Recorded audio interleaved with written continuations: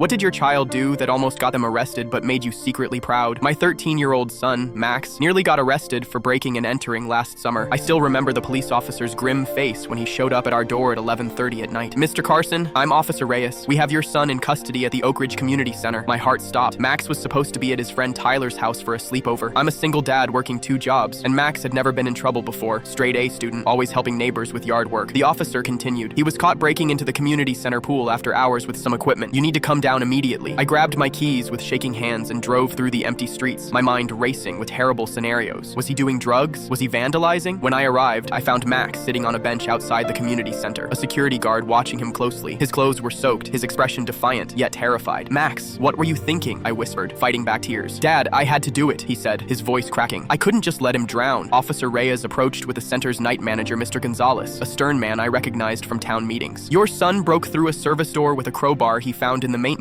shed, Mr. Gonzalez explained. We have him on security cameras entering the pool area at 10:45. I turned to Max, bewildered. Why would you break into a pool at night? That's when I noticed his backpack was missing. Where's your stuff? I thought you were at Tyler's. Max looked down. I was never at Tyler's. I've been coming here every night for 2 weeks. Mr. Gonzalez crossed his arms. We've had reports of someone in the pool after hours, but we couldn't figure out who it was until tonight. I was completely confused. Max continued. Remember Sofia Garcia from my class? Her family moved here from Mexico last year. I nodded. The Garcias lived in the rundown apartments near my second job. Her little brother, Miguel, has some kind of muscular disorder. Their dad works nights, and they can't afford physical therapy anymore. The doctor told them swimming would help, but they can't afford pool membership. My confusion turned to understanding. So you've been bringing him here to swim? Max nodded. Every night after his dad leaves for work. Miguel was making progress, Dad. He could move his legs in the water. Officer Reyes, who had been quiet, finally spoke. Tonight was different though, wasn't it, son? Max's eyes filled with tears. Miguel slipped away from me in the deep end. I didn't realize he'd gone in without his floaties. When I saw him sinking, I didn't have time to be careful about getting in. I had to break the door. Mr. Gonzalez's expression softened slightly. The boy is okay. Max performed CPR until security arrived. The paramedics said he did everything right. I felt a strange mixture of horror and pride washing over me. Where is Miguel now? His father was called. They're at Memorial Hospital as a precaution, Officer Reyes explained. The boy was conscious and stable when the ambulance left. The community center board president, Mrs. Hathaway, arrived looking like she'd been pulled from bed. After hearing the full story, she pulled Mr. Gonzalez aside for a private conversation. 10 minutes later, she approached us. We won't be pressing charges, but there will need to be consequences. Max nodded solemnly. However, she continued, we're starting a scholarship program for children with medical needs. Miguel will receive the first one. And Max, we need a new junior swim instructor who can work evenings. The position includes a family membership. 3 months later, Miguel can walk with just a cane. Max teaches swimming to 6 kids with disabilities twice a week. Sometimes I watch from the observation deck, remembering that night I almost lost my son to juvenile detention. Instead, I gained a glimpse of the man he's becoming, one who sees injustice and refuses to accept it, even if it means breaking rules. I've never told him how proud I was of his choice that night. Maybe someday I will.